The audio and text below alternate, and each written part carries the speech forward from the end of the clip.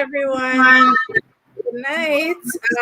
Welcome to our final episode in this series. Let's speak on it. Our final episode for this season, I should say. Right. Good night to everybody that's listening from my YouTube channel, Shar Glow Up, or Janet's YouTube channel, the Miki Chronicles, or the Where Itz At magazine channel. Welcome, everybody. So, tonight we're going to be talking about I am my sister's keeper, I am my brother's keeper, the sibling relationships and rivalry. So we're so fortunate tonight because even though I really don't have an experience with sibling rivalry, I'm still going to contribute my 2 cents. But of course, Janet has had the experience, and I'm sure Clive have had the experience as well. So I'll be looking from the outside, and they'll be giving you information from the inside. So we got both sides of the story tonight, guys. So go ahead and like and share up the stream. And let's get going. And remember to drop your comments in the chat. We will be reading the chat. We will be going through the chat and addressing comments in the chat. So feel free to leave your comments in the chat as well and be a part of the conversation. Right now, I'm gonna turn it over to Janet so Janet can do a recap of the show. Thank you guys for joining us again for another episode of Let's Speak on It. So if you've been with us, we're talking about relationships and the relationships that are the foundation of basically who we are. And we're going to end on the sibling part because we all have, some of us, most of us, I would hope, have brothers and sisters. And, the dynamic of that kind of relationship, it does also affect us later on in life, even now, because we're adults and there's expectation. But like before, we talked about our father-daughter relationships, our father-son relationships. We also spoke about our mother-daughter and mother-son relationships and how those affect us. We jumped into, the romantic side of things and how, as single women, there are the things that we can look forward to in marriage, but, some little things that we should take care of. So you can go back and watch those episodes. Last week was a really good episode. We spoke about our friendships. And so I believe that friends are the family we get to choose. And so those two do play a really big role in cementing who we are as people and how we, bring ourselves into the world. Let me kind of like jump into tonight's episode, sibling relationships. And, we're from a culture that it's normal, quote unquote, normal to have multiple children. And personally, I believe that's a legacy of colonialism. But I guess if we dig deeper into African ancestry, we also find that we do have that coming over where family or big families is a big thing. But one of the biggest things is that we have multiple children by different women. Multiple children, not yes, but by different women. And this is definitely something that really affects us because we're our parents and everyone else is told, have that, single family home, mother, father, child, but then father goes out, father decides to father other children. It might be a not unmarried situation where this person also gets involved in another relationship and we have that. So I want to jump off into those kind of sibling relationships first. But before I get that, one of the things that I've noticed is that in those marriages that add an extra child outside, there's always the pressure to treat that child a certain way. The wives feel scorned. The children within the family feel like, oh, what's all this? Like they're taught basically to shun the extra child. Clive, is that right? And when we start off with that, is it fair for the child to be put into that place? And I'm talking about the extra outside child. What can we do as a society to change that mentality when it comes to the extra child situation?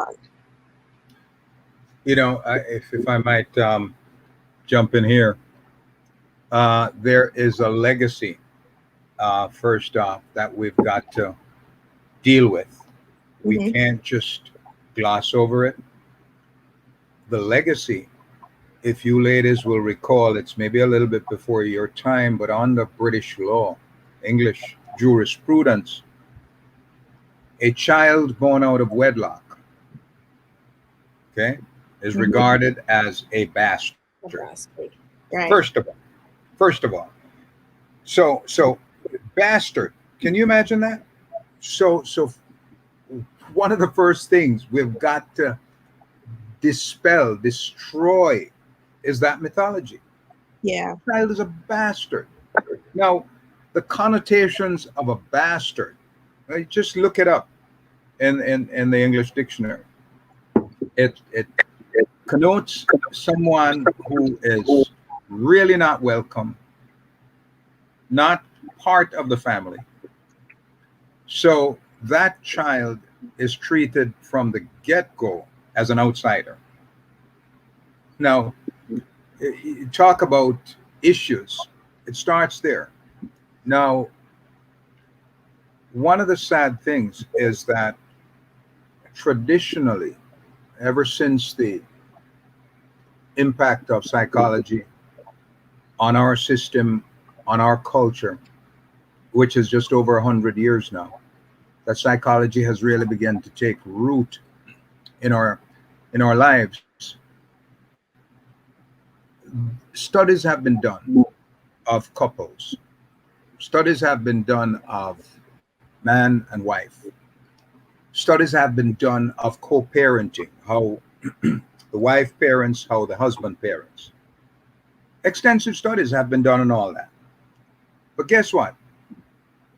No, very little. I wouldn't say no. Let me rephrase that. Very little studies have been done on the impact of siblings, brothers and sisters, even those who are not outside. Very few studies have been done on them. So, in other words, very little is known. There's very little information as to the outcomes or the potential outcomes of these relationships. So, folks, let's be real. Uh, it's something that we're still working out, and Mm-hmm. it is so complex because it is an emotionally charged relationship. If you, as you said, Shar, you didn't grow up with a sibling, right? Uh, No. and here's news for you. Neither did I. But my life became complex. I was my parents were married back in 1930. Okay. Now, my mom was married before, and so she had two children before she married my father. Having married my father, for a while, there was no child of that marriage until I came along. My mom had me close to 50 years old when I was born. So I pretty much grew up knowing of my siblings who were adults. All right, they were grown people, Wow. and the yearning in my heart. There was always a yearning in my heart to get to know my big brother and my big sister. There was like a little hole there, wanting to wanting to meet them, knowing that they're grown up, and just wanting to benefit from their experience. Didn't get a chance when I was pretty young. I got an opportunity to do so when I got to about 20, 21. I met them. And would you believe that the the tension, the strain was so intense that I had to pull back because I would have thought that my older siblings, who in in our vernacular we call them half brothers and half sisters, right? Just like we Mhm. say bastards. Now they're not half, but they're sisters and brothers. But they perceive themselves. Me being younger, I just saw brother and sister, and I wanted to know them, and I was proud of the fact that I had a big brother and a big sister. They didn't want anything to do with me. And as I understood the psychology later on, they maybe not quite hated me, but they didn't care much for me because they figured that I'd had the best of life. In other words, I had grown up with mom and dad, and I got the opportunity to go to a good school. I got the opportunity to do this and do that. And they perceived me as an outsider, virtually like an enemy. So, talking about sibling dynamics, Mhm. it is in retrospect that I'm now working out the emotions that took place during that the experience I had with my brother and sister. So I can imagine the same is true or close to it in other families where I think my brother and my sister were never able to show me the kind of affection that I expected. So my expectations were dashed. I And feel like yeah, we kind of like we're similar in a sense that I'm the only one for my mom, but my father does have kids, and I mean I don't use the term bastards, and I don't use the term half brothers and sisters. I always say my father's kids. That I, for some reason I can't say the other words. Like I can't come out. But I okay. always say my father's kids. But we're similar in a sense that I wasn't looking for affection from them, but maybe they were looking for affection from me. But I feel incapable of giving that kind of affection because I'm used to myself. I'm used to it just being me. I'm not used to having a sibling there that I share stuff with. I am closer to my friends. Like I share things with my friends. Those are my family. Those who I call brothers and sisters. So it's so weird sometimes because there's sometimes they're like, you don't call or I'm like, but we don't have anything to talk about. So it's Yeah. like we're kind of like on the opposites. Like they probably wanted affection, and I have no idea how to give that. Like none, and I'm fully aware that I don't know how to do it. What were you? What were you? What was your awareness with respect to your siblings? How conscious were you of their existence, and when did you become aware and conscious of their existence? So I'm the third out of six or seven, can't remember, but I'm the third one. So I'm in the middle. So I knew of the older two, and then I knew of the younger ones as they came along. So I was very weird because like my mom and dad broke up after me, of course, and then he went on and had more kids, and he got married and had two more kids in that relationship. So I was very aware of everybody. Like I know everybody. I know where they are. Like I know them in terms of their names. I've seen them. We've hung out a couple times, stuff like that. We've had a few phone interactions, but that's it. I can't say that I know them. Like I can look at my friend and be like, I know my friend, but I can't look at them and say like I know them because I don't even know their birth dates, to be honest. Like I can't say that. And I think it's because I know I have a wall up, very aware that I have a wall up. And when it comes on to family, I am not very trusting of them in particular because I know what that comes with sometimes. Because it comes with a lot of things when you open up that door to them. Like it comes with a lot of stuff. But because of that, I am over here and I stay over here and I don't try to get close. Like I keep that wall up constantly. That's an amazing sort of testimony, if you will. Uh, the fact is that I had to consider for a long time how to deal with my relationship with my brother and sister. I mean, let's be straight here. I had absolutely no need to develop a relationship with them. I was independent. I was relatively successful on my own, but there was something in me. I imagine it's an emotional cord that said, this, I must develop a relationship with these folks. And consequently, I pursued that relationship. Now, I cannot tell you how to handle that relationship, but I'd like to ask a couple of questions. Mm-hmm. I- in being alone, growing up, Mm-hmm. Mm-hmm. did it ever occur to you that a brother and sister, or a brother and sister, could maybe enhance your life in some way, could add something to your experience? Actually, I feel like they would take away from it, to be honest. To be completely transparent, I feel like they would have taken away from it. And what would that have caused? Maybe the things that I was afforded as a child, like the opportunities that I had, I wouldn't be able to do it because I was very involved in school. I was in drama, dance. We are going all over the country. We are doing a lot of things. And I feel like if I had a sibling, mom and dad would probably be like, hey, we can't give you money to go here. Like, we can't pay for this recorder. Like, we can't do this. So a lot of the skill set that I have now that I appreciate, I feel like I wouldn't have had because it's not like we were a rich family. You know what I mean? So I feel like some of that would have been gone. It would have been taken.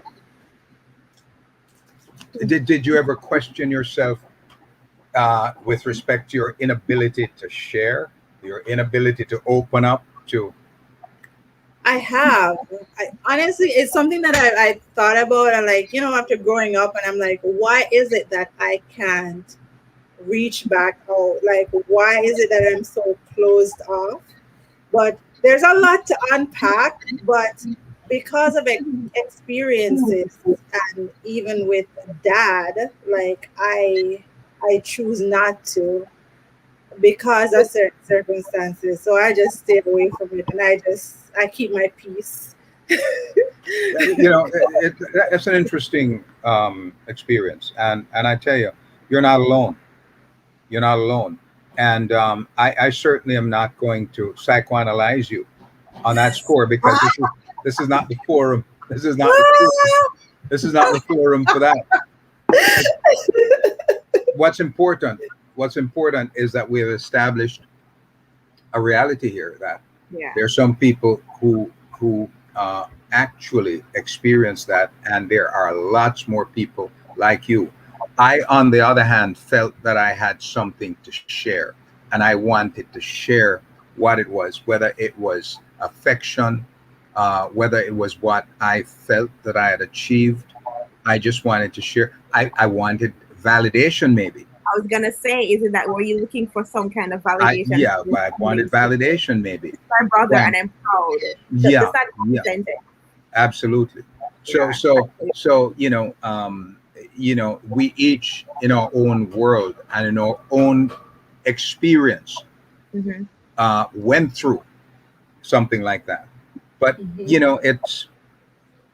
I started saying that very little research has been done in this area, very little, and when we think of the emotions that are involved in the dynamics, the sibling relationships, where the more children, for example, our parents have, children in the middle and at the very end tend to suffer more than children at the very beginning, right? So there's that middle child syndrome, there is that last child syndrome.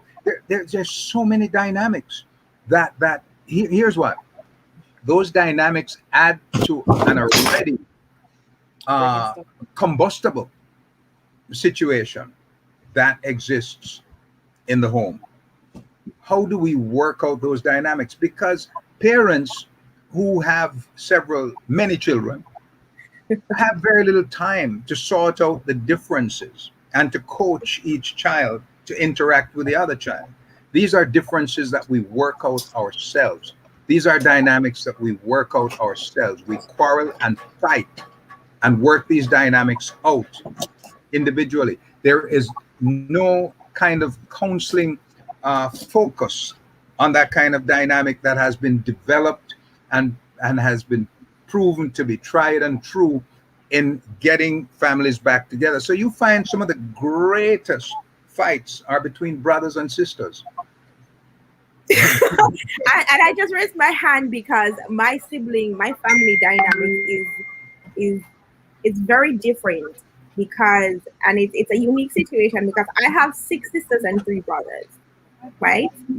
And that's between both my parents. My mother has 5 girls and 1 boy. I'm number 5 on that list. So technically, I was the baby for a while. And then my dad has 6 of us. I'm the second one on that list.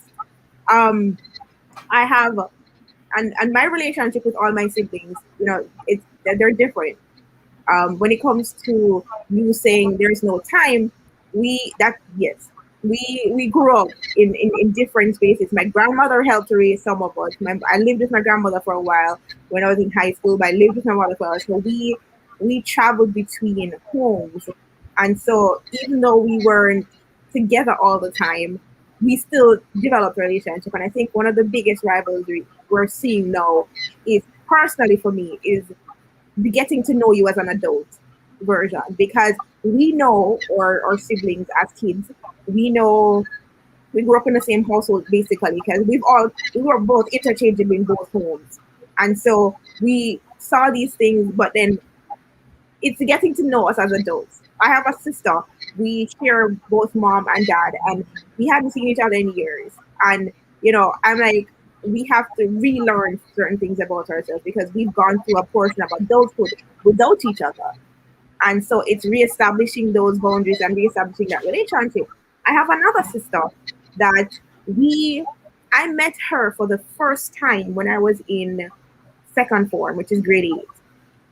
For the very first time, and that's my dad's youngest daughter. And I hadn't seen her again until 2000 and maybe, was it 14 or 15, one of those years. And I tell you, we sat across each other from each other in Olive Garden in Manhattan, and I legit thought I was talking to myself. We immediately had a connection, and we still have this unique connection. Mind you, this is my youngest sibling, and so it's like I'm navigating like the multiple different sibling relationships. I have a sister. We don't necessarily have a relationship, but hey, we comment and like on each other's social media posts, and I see certain things that she would do.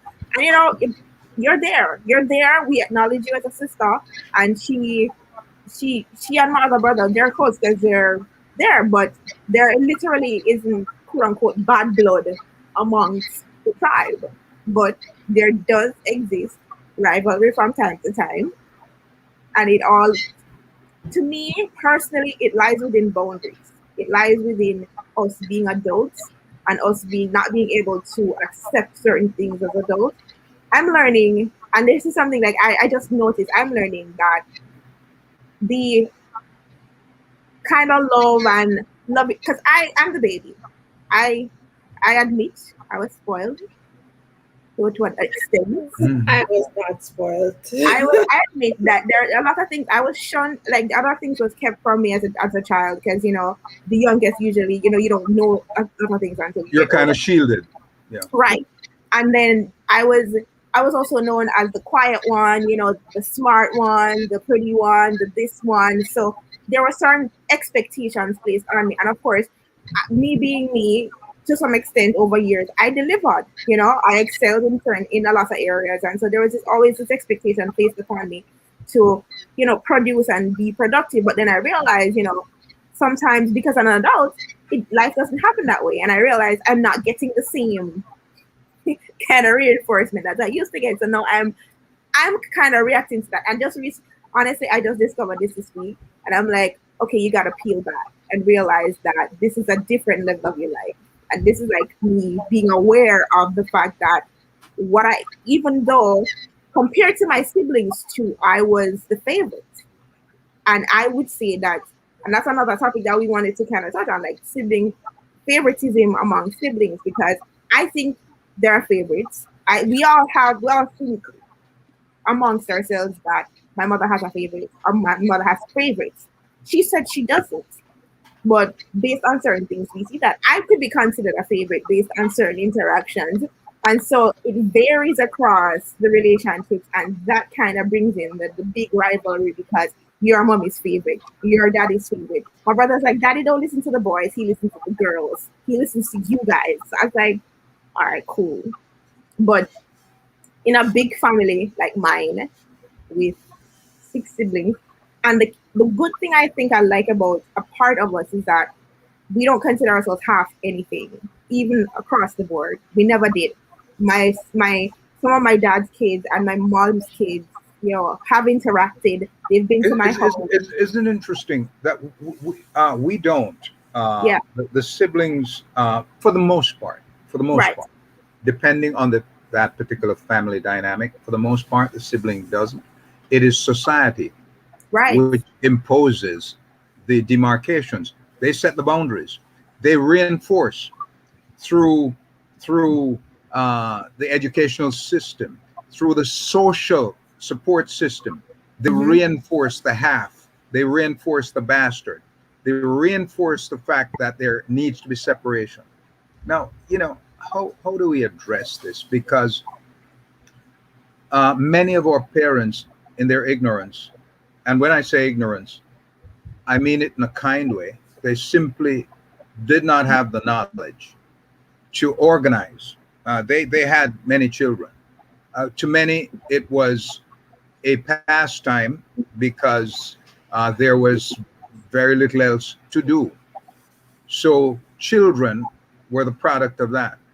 And they never had time to organize us into groups. They never had time to sift through our individual issues and challenges that we faced.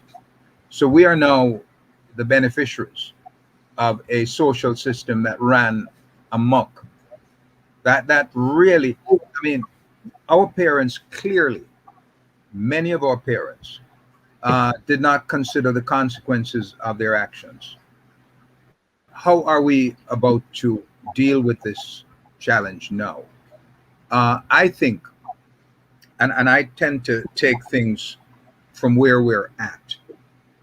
Now that we're where we are and we're more educated on Hmm. the reality of these dynamics, what are we doing to change them? One of the things that and I speak for myself personally, and one of the things that I advise others to do is once you become aware, and that awareness sets in that the entire family dynamic with siblings now specifically was totally screwed up. What do we do about it? Hmm. My approach was to reach out on another level. And that reaching out meant saying to my brother, I simply wanted to get to know you, not to get anything from you. And I did this by way of a letter, not to get anything from you, but simply looking to you for your experience and the information that you can provide me. And my brother was in the RAF. I don't know if you know what that means. It's the Royal Air Force. So those days, men from Jamaica, a lot of young men from Jamaica went to England, and many of them joined the Royal Air Force and the Army and so forth. And he was a member of the Royal Air Force. My sister was a businesswoman. So I reached out to my brother by way of letter and explained to him what was what, by which time he had migrated from England to America. And I managed in 1969 to meet my brother and speak to him literally as an adult for the first time. And so that broke some barriers down. My sister, I didn't meet until much later. When I did reunite with her anger came from the fact that I left her mother, not our mother, mark you, not our mother. I left her mother, right? Who had lost my father. My mother was now a widow. I left my mother by herself. Can you imagine that? That was the line of attack. A much older sibling, and that was how. And yet, I was the one entirely responsible for all my mother's expenses and so forth and so forth. So you see, it is a jarring thing. But here's how I approached it. I reached out to her, and I subsequently visited her and managed to engage her. She was much older at that time, but I managed to engage her in a dialogue. And I think I at least resolved with my brother and sister much later that we were indeed brothers and sisters and that we should see each other in that light. Those of us who are much younger now have the opportunity to sort of reach out, begin the process of reaching out to our siblings and letting them know that you care. It's got to start with you, because that's the only way that we will begin to heal the tribe. I have a question. Whether the healing comes early or later, as long as the healing begins, that's where we want to be. I have a question. Yeah. You said reach out, and let them know that you care. But what if you don't care? What if you? What if you don't care? Well, what would it be in you that has died? What is it that has died? Is it love? Is it compassion? Is it, what is it? And when I say don't care, I don't mean don't care for them as a human being and that type of stuff. But in terms of don't care in having a relationship, because I don't necessarily see how that relationship is gonna change anything necessarily in For my sure. life. Here's why. Is that a hypothetical question, or is that a personal question? Do I appreciate? Is that being put out there in the ether for Right. hypothetically? What if I really don't care? Throw Or into the is air. it what if Shar I mean, really you doesn't can, care? you can take it as a hypothetical if you Okay, want to. Like if you want. In the furtherance, let me take a stab at that. In the interest, of personal development, Mhm. our own personal development, and how well we develop, how advanced we become, is entirely dependent on how we help others to develop. So, so uh, ixnay the term brother or sister or sibling, but just put it in its place, another human being. We would like to see every human being that we come into contact with live and prosper. And so for that reason, I think we ought to care. Uh, and the fact that you add now, let me take back now the layer of sibling, brother or sister, which is proven, then we have even more responsibility to be somewhat responsible for their outcome, not just our own outcome, because eventually our own outcome is dependent on how we treat others. And this is not just a vacuous spiritual ideal. This is really a fact. This is like karma. Huh? The way we treat others is how we're setting ourselves up to be treated. Mhm. And so, for that reason alone, yes, I might not have become deeply emotional engaged with my brother, but I did feel a sense of responsibility to at least bringing them up to speed with respect to my emotional upbringing, my emotional intelligence, and to share with him the fact that the same way my mom, his mom, wished him well, and to grow and prosper and develop as a human being, to the extent that she did so, is the extent to which I have that responsibility to do so.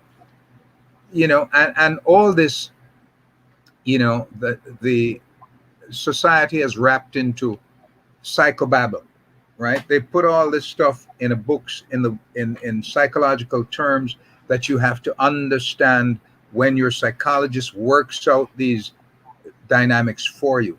In fact, that's a useless exercise. I think common sense prevails before anything else, and I think we can work these dynamics out ourselves.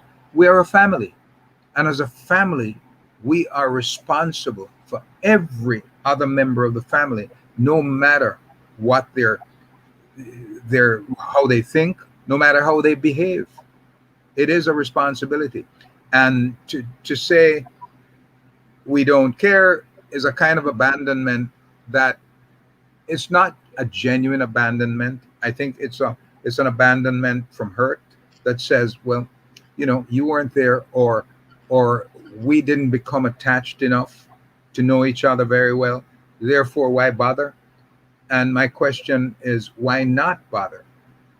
Because how do you know that you're engaging that person might not add another dimension, positive dimension to their life? What could you be missing from not making the effort to get to know that person? And so, Impact. Hold on. Oh yes, yes. I have another question. yeah, And yeah, we can take it as hypothetical as we want, but another sure. question. So I guess my next question is like what happens then, because it's like there is no connection, and I think maybe it's not a question, it's a statement, because maybe it's the fact that I don't see it as a family. Hmm. Maybe that's the thing. Like I literally do But not where did that see it disconnect as a happen? family. Because my biggest question to you is, and I don't know if this is what you're thinking. Why would Sure. you have shared DNA? You have that familial, thing. You are my father's child. Like why? Or you're my mother's child. Why? Where is that disconnect that we're not family? Who told you that? Where did you get that information, and why did you come up with that concept of it?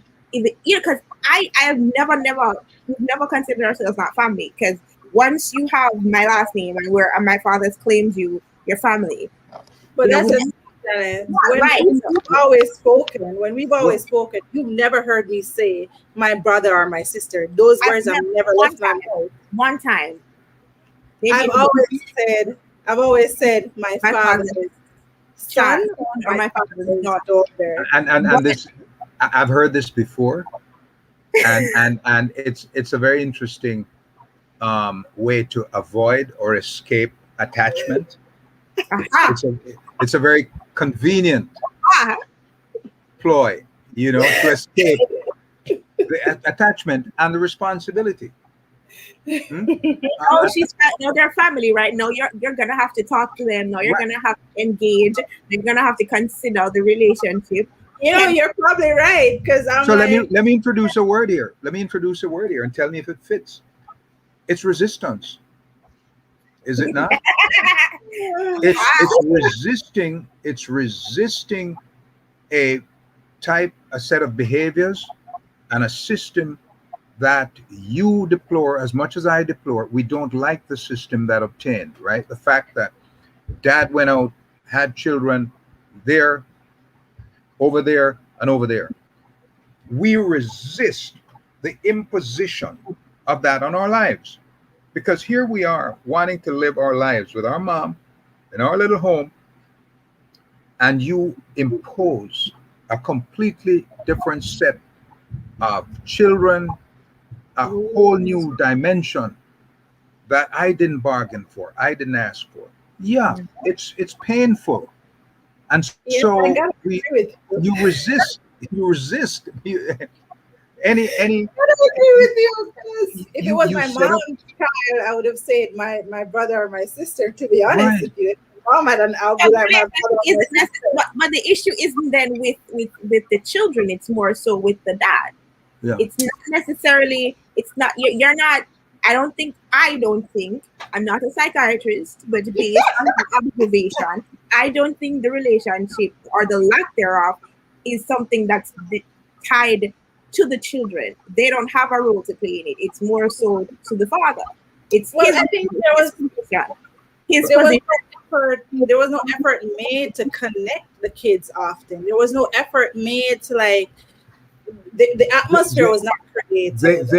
they didn't know. Here's where, and It's not their say fault. people say people say every time we talk about the impact, the aftershock, I call it. Every time we talk about the aftershock of slavery, people say, okay, it's long ago. Forget Oh about that. no, Oh, we but still suffer no, from everything that's no. in there. The entire slave psychology Hmm. is affecting us. We are in a post slavery mental state. Yep. And more, the men were treated in such a way that if they were sold to a particular plantation, it was contingent that they would cohabit with women on that plantation or with a woman on that plantation. Hmm. To produce more That slaves. that slave might be sold or bought by another plantation. He goes to another plantation. At no point is he held responsible. There's not that sense of responsibility that has ever been established for the children that he fathered. It was a function of being a male. It was strictly a function of being a man. And the slave society made sure to promote and encourage that behavior. Hmm. Because once you had family units divided, then you are in In charge. control. And so that has permeated our society to this very day. It's present in our society. A lot has not changed. No. A lot has not changed. And so, I'm not saying just dismiss the practice, but the tribe has really been broken up. The tribe has been divided. The tribe has been poisoned, and something we didn't add, that little layer of coloration, right? Half white, quarter white. What else? 10% white, 15% white.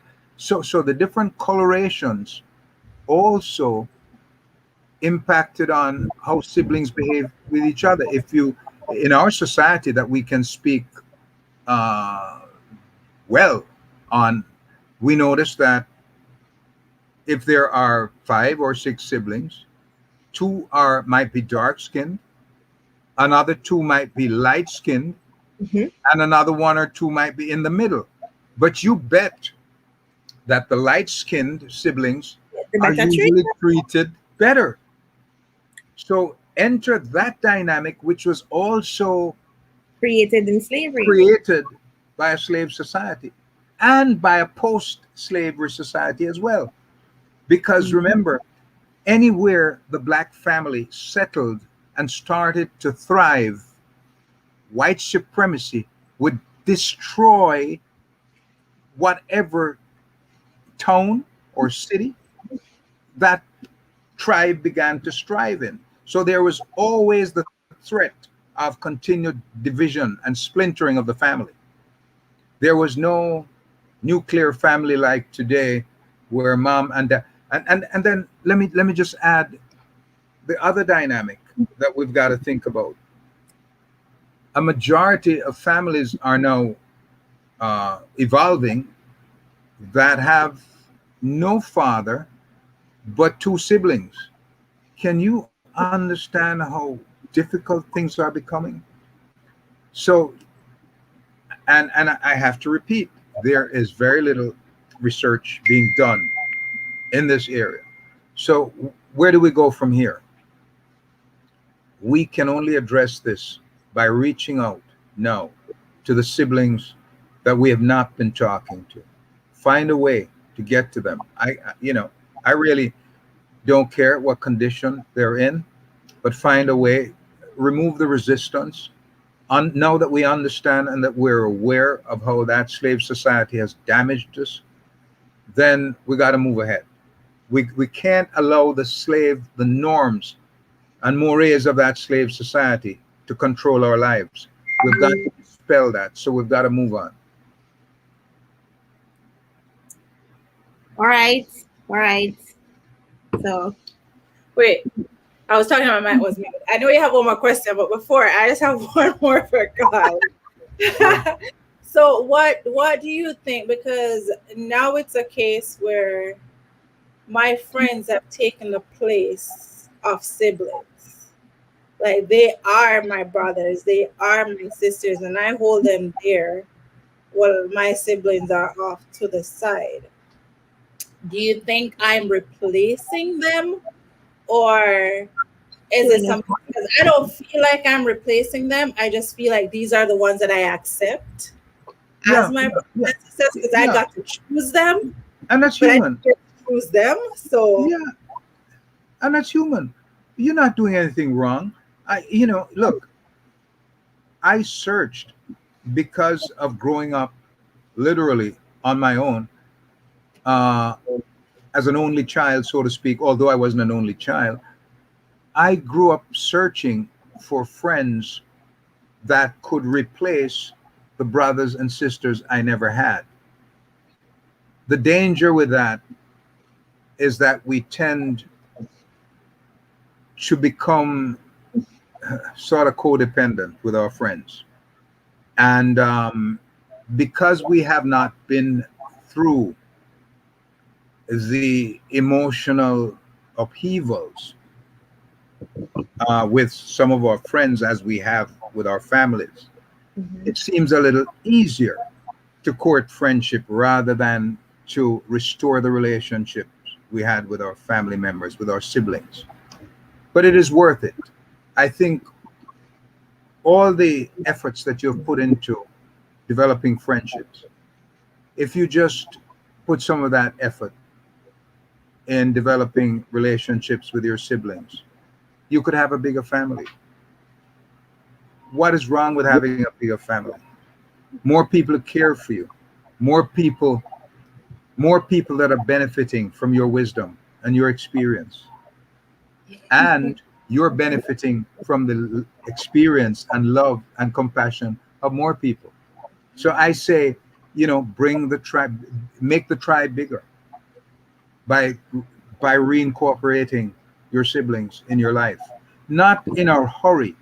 Nothing like this should be done in a hurry, but it should be thoughtfully done. Find the sibling that you have the best relationship with or a better relationship with, and begin to reach out to the other siblings through that sibling and begin to build. You still have your friends. All that means is that you'll have a bigger family, and everybody wins. fair enough. Fair enough. Janet, did you have some more questions for Clive? I do. I do. Give me 30 seconds. Let me put my camera back on. And I know you do have to go, Clive. So I'm going to, I'm grateful that you remember that. I just put my glasses on real quick. I know I mentioned the whole wife and stepmother thing in the beginning, and this was something, but you did touch on it. So, but one thing, and let me ask you, I didn't ask you this. What are some of the barriers in developing healthy sibling relationships? What are some of the barriers that we would most likely encounter? The main barrier is ourselves. right? The main barrier is ourselves. So one of the main barriers is resistance and suspicion. We've got to work personally on ourselves before we can begin to make an approach to our siblings. Make sure that we're ready.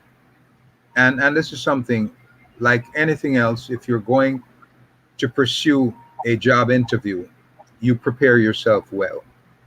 I don't know why we fail to think that in our relationships with friends and family, we shouldn't really prepare ourselves.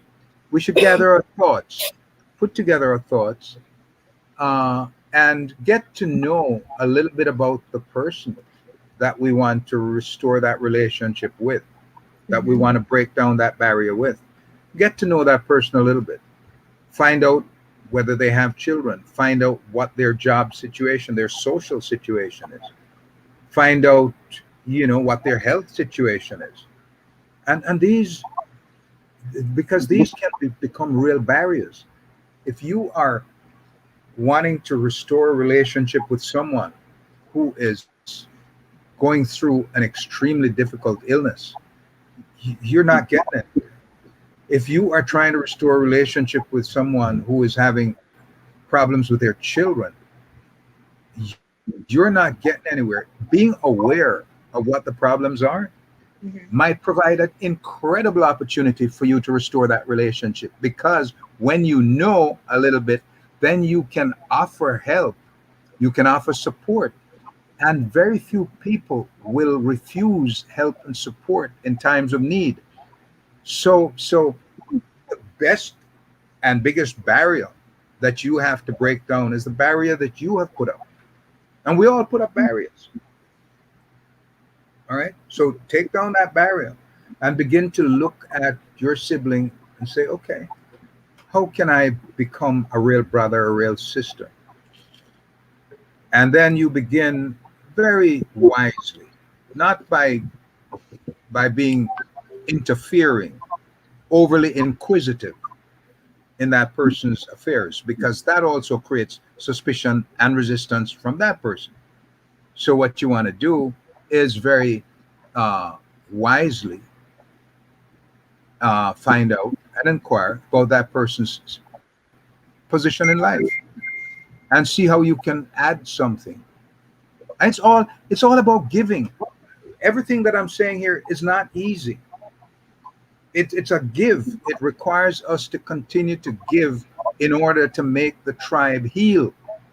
And it's the responsibility of all of us. The fact that you are conscious enough, aware enough to have this platform is an indication that you're lifelong learners, and that you're growing spiritually, mentally, psychologically.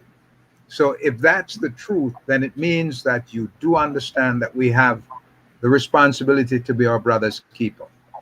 Absolutely. And Definitely. I live my life being my brother's keeper.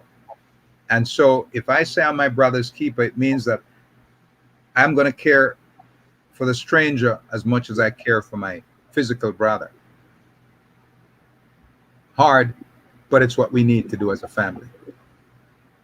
I agree. I so agree. And I mean, I'm learning too that there are things about myself and my relationship with my siblings that we definitely need to work out. Like we've all identified that we have issues and we need help to navigate those issues, but we're also in a space where they come up often, and so we have to deal with them. And so we're trying our hardest to be our sisters' keepers and our brothers' keepers no matter what.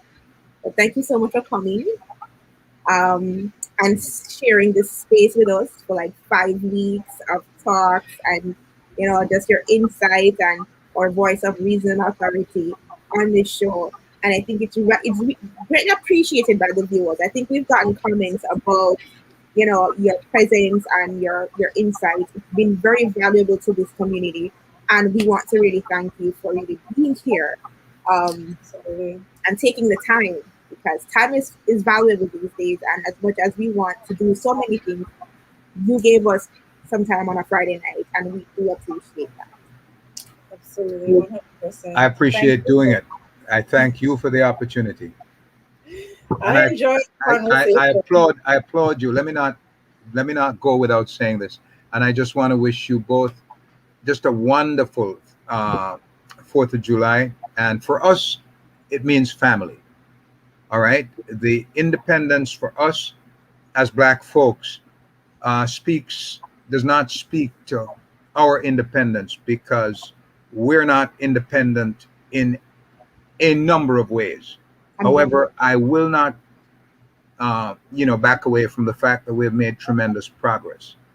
So I'm not going to bite the hand that feeds me, but I'm saying I want the hand that feeds me to feed me more kindly. And so we're asking that America begins to stand up and recognize where they have failed us and begin to take responsibility for that failure because they have created the kind of dysfunction and confusion and craziness and madness that permeates the Black community. And if they're not doing anything about it, we've got to do something about it. So we've got to take our power back. And that's what we're doing. We get the power when we give the power to our brothers and sisters. When we, with every brother and sister we empower and open the window of emotional intelligence, we get stronger. And when we get stronger, somebody has to get weaker. Let's get strong. Enjoy your holiday. Thank you. See you soon. Peace. Guys, I want to run through the comments. I was just like, hey, I want to run through the comments. Very interesting conversation tonight, guys. Very interesting conversation. Remember, you got to put it in the chat for me in order for me to share it. I don't think I can. That's the thing. Can you go on your YouTube and put it in?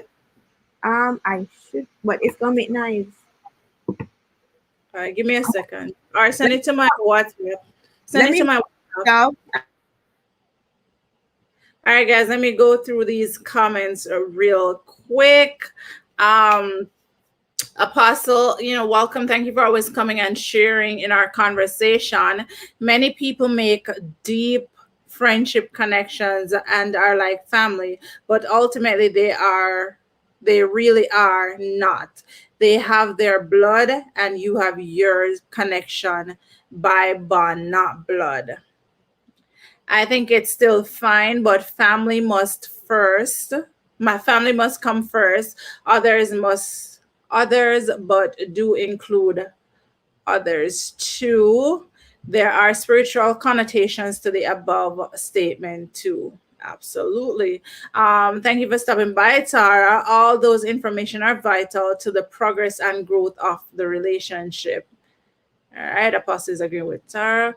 Apostle is saying, together we stand, divided we fall. I sound like what motto, don't. It's easier to control people who are divided, and that is so true. Progress being made, but success is yet to be achieved. Absolutely. Big up yourself, Chuxi. Thank you for always being here. We must recreate our power, start from scratch, redefine it, and raise it up. Alicia, big up yourself. Big up yourself. I want to thank everybody that's tuning in from Where It's At magazine and also from the Miki Chronicles and also from Shar Glow Up. We're streaming on 3 different platforms tonight, guys.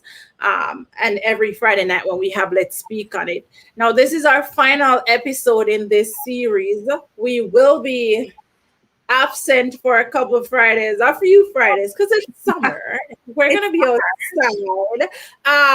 So we're gonna be absent for a few Fridays, creating a new show plan, creating new topics, and coming back to you and having these amazing conversations. Like we always say, it's not fun conversations, but it's conversations that need to be had. Like it gives you a deeper understanding of a lot of things, because even us having this conversation with Clive has definitely opened our eyes to something that we may not notice, and we realize something in ourselves. So we are hoping that you guys are also getting something from these conversations that we're having, and and being able to really reflect in yourself, in your life, and see where any of this information is applicable. Go Um, ahead, Jan. I do want to thank Clive for coming, but as we mentioned in one of the earlier episodes, I am the managing editor for Where Itz At magazine too, and so our latest issue is out, and I really love for you guys to go and share this with your people, spread some love. There's a new video on on our YouTube channel. We had a talk with Etana, and if you guys know Etana, just released her newest album. So we talked about the album, we talked about her look, we talked about the meaning. Her album is called Pamoja, and so Chris and I, who was here before, we spoke to Etana, but he had a talk with her, and that's on our channel. So go check that out. That's Where It's At. And there's a magazine. Please follow us on social media as well. We're picking up it. We're telling stories, and we're telling the stories of our people. And so if you're interested, hit me up. We can talk about sharing some really good stories on our platform. And that's it. Just remember to subscribe to all our channels and just stay tuned. If you have any questions, any suggestions for stuff for our next, series, drop it in the chat. Think about it, come back and drop it on the comments wherever. We'll see it, and we'll definitely try to incorporate everything as we go along. But I do love our Friday nights, and so when we come back, we're gonna come back with a lot. And I want to say goodnight to my niece, Alyssa. If you see this, this is the person in the chat, Alyssa Reynolds.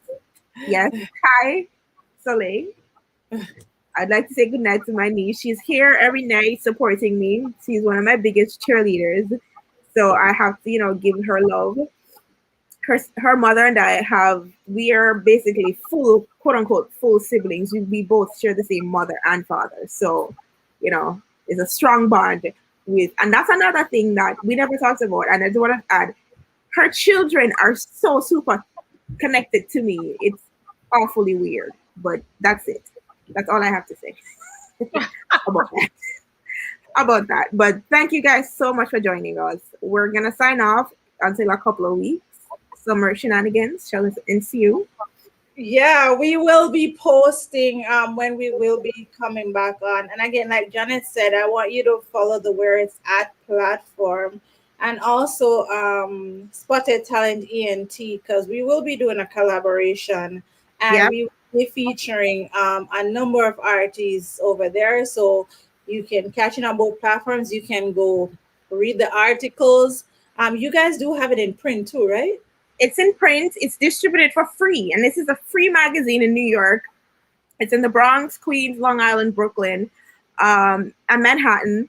And so I'm working on a number of different things. Independence is coming up, and we're doing features on a bunch of really good Jamaicans, and we're creating information and content for our people to consume. And I think Clive and Chris mentioned one of the reasons for that is that we need to see our people in different spaces and places being celebrated and appreciated and sharing those stories. So I'm happy to be, on the team doing this. It really makes me happy to be able to create content like this. And so I'm really looking forward to the issues and everything else. So looking forward to our interviews with our artists, and most of that is going to be on the Where It's At team platform. So after this is over, we're not done working. We're still going to be done. This is even a segue into things, because this is how we operate. We finish one, and while we're finishing this, we're working on the next thing, and it's an ever revolving door of creativity and passion and purpose and making an impact. And that is our goal, and that is our motto, and we hope all of this does get to you. But we'd love your support. So remember to just follow us on, share our pages and platforms and information, so that we can build a bigger tribe, build a bigger community, and make that Impact. Life. Hey. But yeah, guys, remember, look out for those interviews, their comments for the talent ENT, where it's at, and we will be posting the links to these magazines. And if you're living in the Bronx, Long Island, them side of world there, please go pick up a copy. Please go pick up a Online. copy. It's definitely online. So even no matter where you are, you can read Where It's At magazine. I have 2 articles in the new one.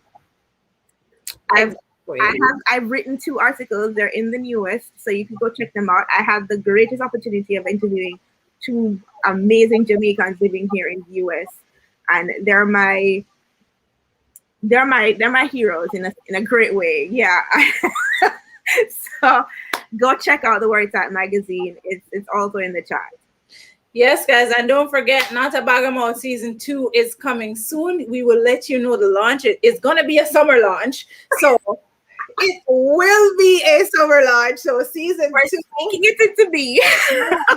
season 2 is coming at us, like, you know. And Alicia said you should go follow her on TikTok. Yes, please go follow my niece. Alicia, that name not too long for type out. You know, follow me so I can't follow you back. Gavin Magnus 434. Lord Jesus. Follow me so I can't go follow you back. Shar, follow Shar Glow Up. Okay. Yeah, so guys, big up on it, and thanks for everybody that's listening from Where It's At platform, the Miki Chronicles, and Shar Glow Up. Thank you guys so much for watching. This is the end. This is a wrap. Season 1. Let's speak on it. We've spoken.